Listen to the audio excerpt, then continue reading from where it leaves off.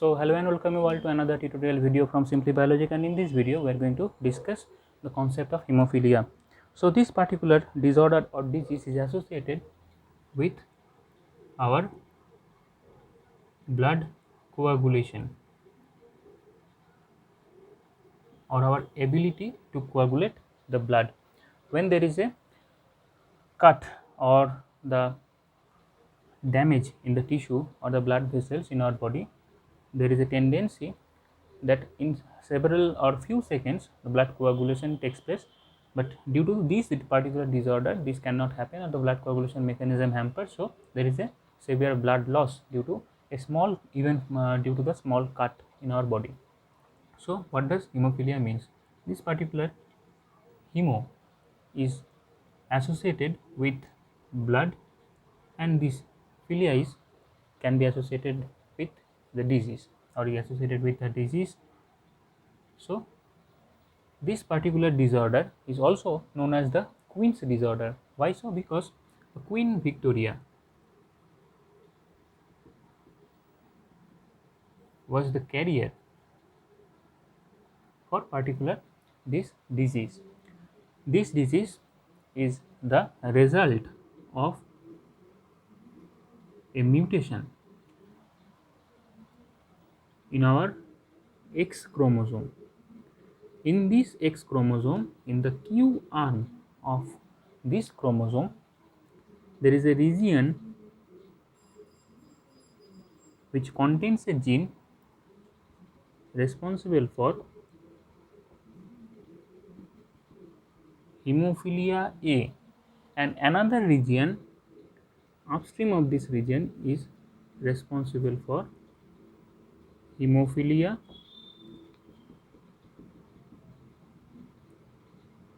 B. This particular hemophilia A is associated with the inability or the ineffectiveness of particular blood coagulant or factor 8, and this particular B is associated with factor 9. This factor 8, due to the inability or the ineffectiveness of particular factor 8, the fibrin coagulation cannot take place in the blood coagulation mechanism.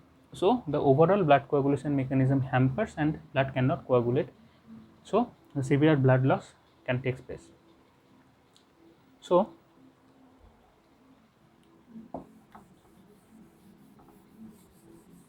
this particular disorder is also the example of X-linked recessive trait. Why X-linked? Because the gene responsible for this particular disorder is located on the X chromosome of our body. So if a normal female and affected male marry with each other, so what happens? The affected male and normal female produces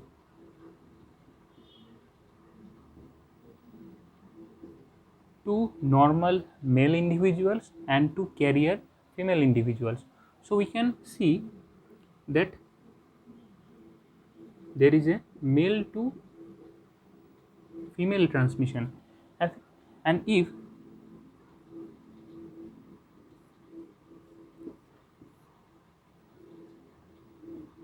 a normal male marries a carrier female, then what happens?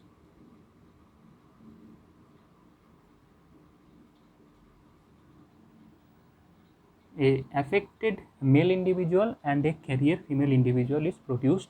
So there is a transmission of female to male.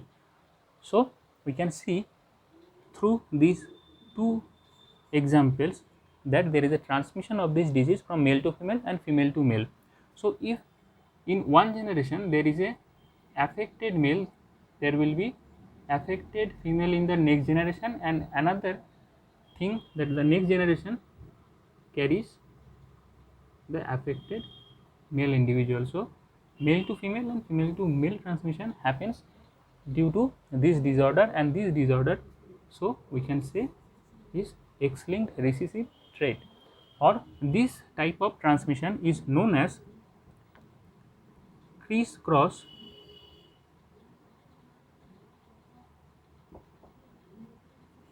inheritance. So hope you like the video and learn the concept of hemophilia. If you like the video, please do subscribe to the channel and share with your friends. See you in the next video. I will try to prepare a separate video on blood coagulation mechanism. Hope you have help with this video. Thank you. See you in the next video.